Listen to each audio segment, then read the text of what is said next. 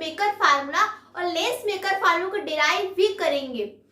और lens maker formula देख के क्या लग रहा है कि लेंस को बनाने वाला फार्मूला, यानी कि ऐसा फार्मूला जिस फार्मूले को देख के किसी भी फोकल लेंथ का हम लोग लेंस डिजाइन कर सके। तो चलिए फ्रेंड्स, लेंस मेकर फार्मूला को डिराइव करते हैं। डिराइव करने के बाद जो फार्मूला आएगा हम लोग जानेंगे कि कैसे उस फार्मूले को देख के किसी फोकल लेंथ का लेंस डिजाइन किया जा सकता है। तो स्टार्ट करते हैं डेरिवेशन लेंस मेकर फार्मूला निकालने के लिए। लेंस मेकर फार्मूला निकालने के लिए हम लोग कोई भी लेंस, चलिए कोई भी एक लेंस लेते हैं। कोई भी लेंस ले सकते हैं, कॉन्वेक्स ले सकते हैं, कॉनकेव लेंस ले सकते हैं, बाई कॉन्वेक्स, बाई कॉनकेव, कोई भी लेंस ले सकते हैं। तो चलिए फ्रेंड्स, यहाँ पे हम लोग एक बाई कॉन्वेक्स लेंस लेते हैं। चलिए हमारे पास माना कि एक बाई कॉन्वेक्स लेंस है, ठीक है। और ये लेंस बहुत ज्यादा पतला है, एक लाइन के आकार का ये लेंस है, पर हमने इसको समझाने के लिए यहाँ पे मोटा बनाया है और हम पतले लेंस के बारे में स्टडी भी कर रहे हैं, यानी कि लेंस बहुत ज्यादा पतला है। और ये इस लेंस की क्या है, ये इस लेंस की मेन एक्सिस है, ये इस लेंस की मेन एक्सिस है। और यहाँ पे इसका क्या ऑप्टिकल सेंटर है, ठीक है, इतना तो जान गए। और ये लेंस मान लीजिए किसी भी मीडियम में रखा हुआ है, तो मान लीजिए कोई भी मीडियम हो सकता है। तो ये और ये भी है कि दोनों साइड जो है मीडियम सेम है, ठीक है। और ये क्या है, ये तो जानते हैं कि जो लेंस होता है ग्लास का बना हुआ होता है, ठीक है। चलिए इसका रिफ्रैक्टिव इंडेक्स में हम लोग सबका रिफ्रैक्टिव इंडेक्स भी मान लेते हैं। तो मान लें इस जो मीडियम है, कोई भी मीडियम हो सकता है, उसका रिफ्रैक्टिव इंडेक्स मान लेते हैं हम यहाँ पे इस मीडियम का मान लेते हैं कि इस मीडियम का रिफ्रैक्टिव इंडेक्स nm है। तो इसका भी रिफ्रैक्टिव इंडेक्स वही होगा क्योंकि मीडियम सेम है। और मान लीजिए कि इस लेंस का, चलिए मान लेते हैं कुछ रिफ्रैक्टिव इंडेक्स, मान लेते हैं कि लेंस है तो nl मान लेते हैं, ठीक है, nl मान लेते हैं रिफ्रैक्टिव इंडेक्स यानी कि अपवर्तनांक, ठीक है। तो इसका nm मान लेते हैं और इसका nl मान लेते हैं। और ये मान लेते हैं कि ये इसके रिस्पेक्ट में, यानी कि इस लेंस के रिस्पेक्ट में जो मीडियम है रेयरर है, और ये जो है इसके रिस्पेक्ट में डेंसर है, यानी कि ये विरल माध्यम है और ये सघन माध्यम है। ये हम लोग मान लेते हैं, ठीक है। स्टार्ट करते हैं हम। यहाँ पे मान लीजिए कि यहाँ पे कोई एक ऑब्जेक्ट रखा हुआ है, इस ऑब्जेक्ट का हमें क्या इमेज बनाना है। तो जानते हैं इमेज बनाने के लिए दो रेस निकलती है। एक रेस ऑप्टिकल सेंटर से होकर जाती है, जो कि यहाँ पे O है ऑप्टिकल सेंटर, और यहाँ पे हमने वस्तु माना है O, ठीक है। तो एक रे तो ऑप्टिकल सेंटर से सीधे निकल जाती है और एक रे का क्या रिफ्रैक्शन होता है। तो जानते हैं कि जो रे ऑप्टिकल सेंटर से जाती है वो डाइवर्ट नहीं होती, सीधे निकल जाती है, हमने पिछले लेक्चर में पढ़ा था। तो ये ऐसी सीधे निकल जाएगी और एक रे जाएगी, इससे रिफ्रैक्ट होगी, यानी कि ये रे यहाँ पे जाएगी और इस सरफेस के पॉइंट मान लीजिए कि ए पर क्या होगी, टकराएगी, ठीक है। तो चलिए फिर हम थोड़ा सा नेमिंग कर लेते हैं। मान लीजिए कि यहाँ पे हम बी मान लेते हैं और इसको सी मान लेते हैं, इसको डी मान लेते हैं और इसको ई मान लेते हैं। ये हमने सरफेस मान लिया है, सरफेस को इंडिकेट करने के लिए, ठीक है। तो प्रकाश की रे एक तो निकल गई ऑप्टिकल सेंटर से सीधे निकल गई और एक रेस यहाँ पे जाए और पॉइंट ए पर आके टकराई। टकरा के क्या होगा, रिफ्रैक्शन होगा। और जब जानते कि जब प्रकाश की रे रेयरर से डेंसर में, मान लीजिए इसको रेयरर माना है, इसको डेंसर माना है, ठीक है। जब प्रकाश की रे रेयरर से डेंसर में जाती है तो क्या नॉर्मल की तरफ झुक जाती है, नॉर्मल की तरफ झुक जाती है। तो नॉर्मल की तरफ झुकाने के लिए सबसे पहले हमें नॉर्मल ढूंढना होगा। किस सरफेस पे, सरफेस बी डी सी पे नॉर्मल ढूंढना होगा। और नॉर्मल क्या होता है, नॉर्मल यही होता है कि जो रेयरर और डेंसर को जो सरफेस अलग करता है, उस सरफेस पे जो परपेंडिकुलर लाइन होती है वही नॉर्मल होती है। तो नॉर्मल यानी कि नॉर्मल हम चलते हैं ढूंढते हैं, यानी कि सरफेस बी डी और सी पे परपेंडिकुलर लाइन ढूंढते हैं, वही नॉर्मल हो जाएगा। तो ढूंढने के लिए चलिए आप मिटा देते हैं, बस याद रख लेते हैं कि इसका रिफ्रैक्टिव इंडेक्स nm है, ठीक है। नॉर्मल ढूंढने के लिए हम लोग जानते हैं कि ये जो सरफेस बी डी सी है वो किसी न किसी स्फेरिकल का आधा कटा हुआ पार्ट है। तो स्फेरिकल का कहीं ना कहीं सेंटर भी होगा। मान लेते हैं कि इसका सेंटर यहाँ पे, ठीक है, मान लेते इसका सेंटर यहाँ पे, इसको C1 से डिनोट कर लेते हैं, सेंटर यहाँ पे। अब जानते हैं कि किसी भी सारी त्रिज्या जो होती है अपने स्फेरिकल पर हमेशा परपेंडिकुलर होती है, यानी कि इसकी जो भी त्रिज्या होगी इस स्फेरिकल पे क्या होगी, परपेंडिकुलर होगी। तो इसकी एक ये भी तो त्रिज्या है, ये वाली, और ये भी स्फेरिकल का कटा हुआ आधा पार्ट ही है, यानी कि ये जो लाइन है इस सरफेस पे परपेंडिकुलर होगी, क्योंकि ये भी इस स्फेरिकल का एक रेडियस ही है, होगी ना। यही हो जाएगी आपकी परपेंडिकुलर लाइन। तो हमें नॉर्मल मिल गया। नॉर्मल क्या होता है कि जो रेयर और डेंसर को अलग करता है उस सरफेस पे परपेंडिकुलर लाइन, या परपेंडिकुलर लाइन हमें मिल गई। तो चलिए इसको मिटा लेते हैं, हम समझाने के लिए बनाया है।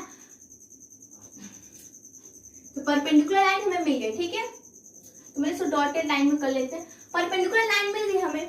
अब चलिए, जब प्रकाश किरण रेयर से डेंसर में जाती है तो अभिलंब की तरफ झुक जाती है। तो इस लाइन को ऐसे सीधे जाना चाहिए था, और ये अभिलंब की ओर थोड़ी क्या हो जाएगी, झुक जाएगी, ठीक है, और यहाँ तक आ जाएगी। तो फ्रेंड्स देखने से क्या लग रहा है कि यदि सरफेस BEC नहीं होता तो क्या होती, ये रेस सीधे निकल जाती और इस पॉइंट पे आके इस ऑब्जेक्ट का इमेज बन जाता। लेकिन क्या होता अगर ये सरफेस नहीं होती तो, लेकिन क्या ये सरफेस है तो फिर से यहाँ पे फिर से लाइट की रेस का रिफ्रैक्शन होगा, फिर से नॉर्मल बनेगा और फिर से रिफ्लेक्शन होगा। तो चलिए हम फिर से रिफ्लेक्शन करते हैं। तो ये देखिए, ये भी किसी इसको मिटा लेते हैं अभी, और मान लेते हैं कि इसका रिफ्रैक्टिव इंडेक्स nm है। ये भी किसी स्फेरिकल का आधा कटा हुआ पार्ट है, तो इसका भी कहीं सेंटर होगा। तो मान लेते हैं कि सेंटर यहाँ पे जिसको C2 से डिनोट कर रहा है, इसका भी कहीं सेंटर होगा, और सारी सेंटर अपने स्फेरिकल पर क्या होती है, परपेंडिकुलर होगी। तो ये भी एक क्या रेडियस ही है। सारी रेडियस जो होती है अपने स्फेरिकल पे परपेंडिकुलर होती है, ये भी तो एक रेडियस ही है, ये भी जो है एक रेडियस ही है।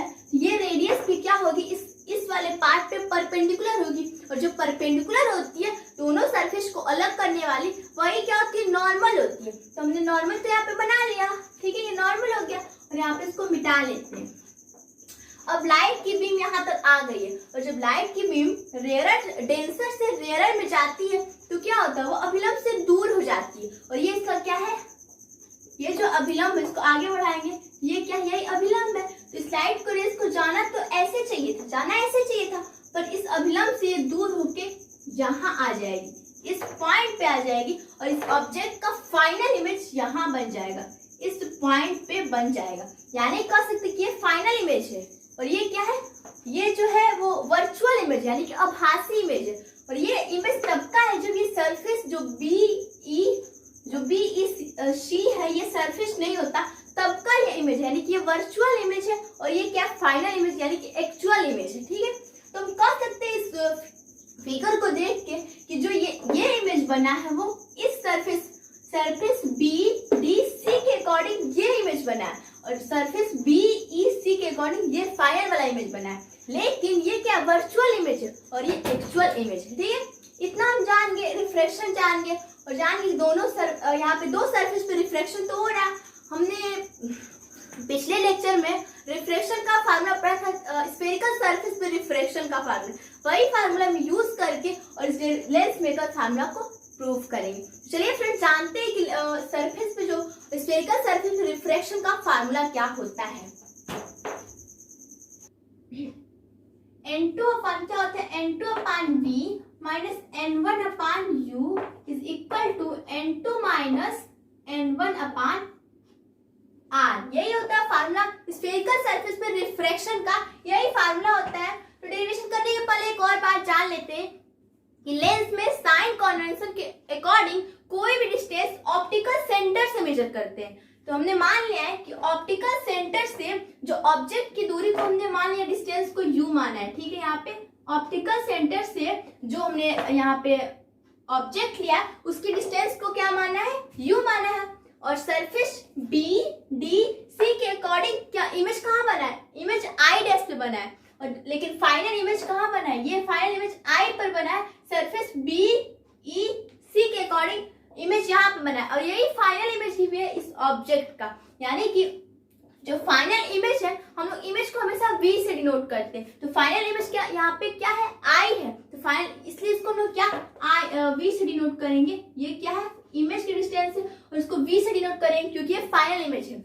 और ये भी एक इमेज है, लेकिन ये क्या, वर्चुअल इमेज है, लेकिन ये भी इमेज है, और सरफेस BDC के अकॉर्डिंग बना हुआ इमेज है। तो इसको भी V करेंगे, लेकिन ये फाइनल इमेज नहीं है, ये वर्चुअल इमेज है, फाइनल इमेज ये है, तो इसको हम लोग v डैश से डिनोट कर सकते हैं, किसको v डैश से, ठीक है। और मान लेते हैं कि जो सरफेस BDC है वो फर्स्ट सरफेस है और सरफेस BEC है सेकेंड सरफेस है, और हमने मान लिया कि ये क्या है, हमने माना ये सेंटर ऑफ कर्वेचर है, और जो सरफेस BDC है मान लेते हैं इसकी रेडियस ऑफ कर्वेचर R1 मान लेते हैं, ठीक है। इसकी रेडियस ऑफ कर्वेचर यानी कि जो ये डिस्टेंस है उसको R1 मान लेते हैं, यानी कि ऐसे लिख सकते हैं कि इसका रेडियस ऑफ कर्वेचर R1 है और सरफेस BEC का रेडियस ऑफ कर्वेचर क्या है, R2 है। यहाँ पे इसकी रेडियस ऑफ कर्वेचर R2 है, और R1 कौन सी डिस्टेंस है, ये वाली डिस्टेंस OC1 है, और R2 कौन सी डिस्टेंस है, OC2 है, ठीक है। रेडियस ऑफ कर्वेचर है ये, तो हमने R1 और R2 मान लिया। और चलिए हम सरफेस BDC को फर्स्ट सरफेस मानते हैं और सरफेस BEC को सेकेंड सरफेस मानते हैं, और फर्स्ट और सेकेंड दोनों सरफेस में हम रिफ्रैक्शन का सरफेस पे रिफ्रैक्शन का फार्मूला यूज करेंगे और लेंस मेकर फार्मूला डिराइव करेंगे। तो चलिए फ्रेंड्स पहले ये जान लेते हैं कि इस फार्मूले में कौन चीज क्या है। तो जो N1 है, जिस मीडियम से प्रकाश की किरण दूसरे मीडियम में जाती है, जिस मीडियम से जाती है उस मीडियम के रिफ्रैक्टिव इंडेक्स को N1 करते हैं, और जिस मीडियम से दूसरे मीडियम में जाती है तो दूसरे मीडियम में जाती है दूसरे मीडियम के रिफ्रैक्टिव इंडेक्स को N2 करते हैं। और V क्या होता है, इमेज डिस्टेंस होता है, U क्या होता है, ऑब्जेक्ट डिस्टेंस क्या होता है, और जो R होता है जिस सरफेस पे रिफ्रैक्शन हो रहा है उस सरफेस का रेडियस ऑफ कर्वेचर होता है R। इतना हम जान गए। तो चलिए फर्स्ट सरफेस के लिए रिफ्रैक्शन निकालते हैं, फर्स्ट सरफेस के लिए रिफ्रैक्शन, ठीक है। तो फर्स्ट सरफेस कौन है, सरफेस BDC है फर्स्ट सरफेस। तो फर्स्ट सरफेस के लिए N1 क्या होगा, N1 क्या होता है, जिस मीडियम से दूसरे मीडियम में जाती है प्रकाश की रे, तो जिस मीडियम से जाती है उस मीडियम के रिफ्रैक्टिव इंडेक्स, यानी कि प्रकाश की रे देखिए रेयरर से इस डेंसर में, यानी कि इस मीडियम से इस ग्लास में जा रही है, तो जिस मीडियम से जाती है उसको उस मीडियम के रिफ्रैक्टिव इंडेक्स को N1 करते हैं। यहाँ से इस मीडियम में जा रही है तो इस मीडियम का रिफ्रैक्टिव इंडेक्स क्या है, NM है, यहाँ N1 क्या हो जाएगा, NM हो जाएगा, ठीक है। और N2 क्या होगा, N2 क्या होता है कि जिस मीडियम में प्रकाश की किरण जिस मीडियम से दूसरे मीडियम में जाती है तो उस दूसरे मीडियम के रिफ्रैक्टिव इंडेक्स को, यानी कि प्रकाश की किरण इस रेयरर से टेंसर में जा रही है, यानी कि इस वाले में जा रही है, तो इस ग्लास यानी लेंस का रिफ्रैक्टिव इंडेक्स क्या हो जाएगा, N2 हो जाएगा। और लेंस का रिफ्रैक्टिव इंडेक्स हमने क्या माना है, NL माना है, यानी कि N2 क्या हो जाएगा, NL। चलिए यहाँ पे इसको लिख लेते हैं कि N2 क्या हो जाएगा, NL हो जाएगा, ठीक है। ये फर्स्ट सरफेस के लिए कंडीशन, ये फर्स्ट सरफेस के लिए है। तो चलिए इसमें वैल्यू को पुट कर लेते हैं। तो N2 क्या है, NL है, तो NL अपान V यानी कि फर्स्ट सरफेस के अकॉर्डिंग जो इमेज बना है, जहां बना है उस इमेज की डिस्टेंस को यहाँ पे V लिखेंगे। तो यहाँ फर्स्ट सरफेस के अकॉर्डिंग हमने बोला ही था कि यहाँ पे इमेज बन रहा है जो कि वर्चुअल इमेज यानी कि आभासी इमेज है, पर फर्स्ट सरफेस के अकॉर्डिंग इमेज यही बन रहा है। तो इमेज की डिस्टेंस यहाँ पे क्या है, इस इमेज की डिस्टेंस V डैश है, यानी जो V होगा वो हो जाएगा V डैश, क्या V डैश, और माइनस N1 क्या होगा, NM होगा, और U क्या, ऑब्जेक्ट की डिस्टेंस हमने U मान ही रखा है तो U ही हो जाएगा ये, और N2 NL माइनस NM अपान, और R यानी कि R रेडियस ऑफ कर्वेचर, जिस सरफेस का रिफ्रैक्शन हो रहा है उस सरफेस का रेडियस ऑफ कर्वेचर, यानी कि फर्स्ट सरफेस का रिफ्रैक्शन हो रहा है और फर्स्ट सरफेस का रेडियस ऑफ कर्वेचर R1 मान रखा है, ये क्या हो जाएगा R1, और क्या हो जाएगा इक्वेशन नंबर फर्स्ट हो जाएगा, ठीक है। ये तो फर्स्ट सरफेस के लिए होगा। चलिए फ्रेंड्स सेकेंड सरफेस पे चलते हैं और सेकेंड सरफेस पे देखते हैं कि N1 और N2 की वैल्यू क्या होगी, यानी कि N1 की वैल्यू, N1 क्या होती है कि जिस सरफेस से जिस मीडियम से प्रकाश की किरण दूसरे मीडियम में जा रही है, तो जिस मीडियम से जाती है उसको उसके रिफ्रैक्टिव इंडेक्स को N1 कहेंगे, यानी कि जो ये प्रकाश की रेस पहली बार यहाँ से आए तो इस लेंस से इस बाहर वाले मीडियम में जा रही है, तो लेंस से जा रही है यानी जिस मीडियम से जा रही है उसका रिफ्रैक्टिव इंडेक्स लेंस से जा रही है, और लेंस का रिफ्रैक्टिव इंडेक्स हमने क्या NL मान रखा, यानी कि N1 क्या हो जाएगा यहाँ पे NL हो जाएगा, ठीक है। और N2 क्या होगा, N2 होता है कि जिस मीडियम से दूसरे मीडियम में जा रही है उस दूसरे मीडियम का रिफ्रैक्टिव इंडेक्स होगा, यानी कि जो प्रकाश की रे जो यहाँ पे है, ये जो प्रकाश की रे है इस लेंस से इस मीडियम में जा रही है, यानी कि इस मीडियम का जो रिफ्रैक्टिव इंडेक्स वही N2 होगा, क्योंकि N2 जो होता है जिस दूसरे मीडियम में जाती है प्रकाश की रे, उस दूसरे मीडियम का रिफ्रैक्टिव इंडेक्स, और दूसरा मीडियम NM है और इसका दूसरा मीडियम ये है, ये जो मीडियम हमने कोई माना है और उसका रिफ्रैक्टिव इंडेक्स NM है, तो जो N2 हो जाएगा वो क्या हो जाएगा, NM हो जाएगा।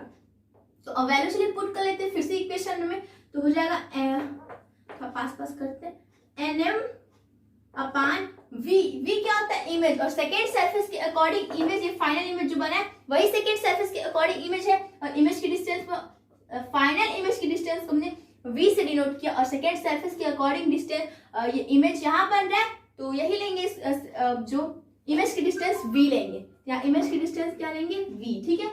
और माइनस N1 क्या है, NL है, और अपान क्या U है। तो यहाँ पे सवाल ये उठता है कि जो सेकेंड सरफेस है उसके लिए ऑब्जेक्ट डिस्टेंस कौन सा लेंगे, ऑब्जेक्ट कहाँ रहेगा। तो देखिए ऑब्जेक्ट क्या होता है, ऑब्जेक्ट वहां जहां से लाइट की रेस निकलती है।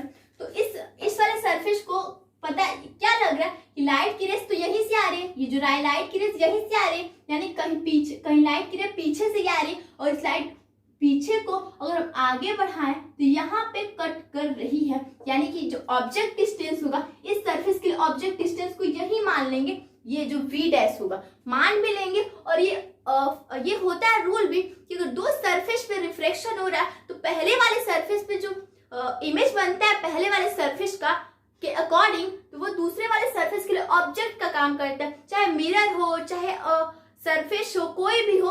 तो ये रूल होता है कि दो सरफेस में जो पहले वाले का जो इमेज बनता है इमेज डिस्टेंस होता है दूसरे वाले के लिए ऑब्जेक्ट डिस्टेंस का काम करेगा, और पहले वाले से इमेज ये बन रहा है जो V डैश हमने लिखा है, तो दूसरे वाले के लिए ऑब्जेक्ट का काम करेगा, तो U क्या हो जाएगा, यहाँ V डैश हो जाएगा, ठीक है। और equal to NM minus NL N2, हाँ ठीक है अपान यहाँ पे क्या होता है जिस सरफेस पर रिफ्रैक्शन हो रहा है उस सरफेस का रेडियस ऑफ कर्वेचर, यानी सरफेस दूसरे पर रिफ्रैक्शन हो रहा है MEC पर, और इसका हमने रेडियस ऑफ कर्वेचर R2 मान रखा है, यह हो जाएगा R2, और ये इक्वेशन नंबर 2, ठीक है। अब चलिए हम इक्वेशन फर्स्ट और इक्वेशन सेकंड को ऐड कर लेते हैं, ठीक है। तो first and second, adding first and second, ठीक है। फर्स्ट सेकंड को ऐड करेंगे तो देख के क्या लग रहा है, जो ये है NL अपान V डैश, ये प्लस में है, और ये जो NL अपान V डैश है ये माइनस में है ना। तो जो NL अपान V, ये दोनों क्या ऐड करेंगे तो ये दोनों आपस में कट जाएगा, तो क्या बचेगा, ये बचेगा NM अपान V माइनस या NM upon U is equal to NL minus NM upon R1, और यहाँ पे plus NM minus NL upon R2, इतना बच जाएगा।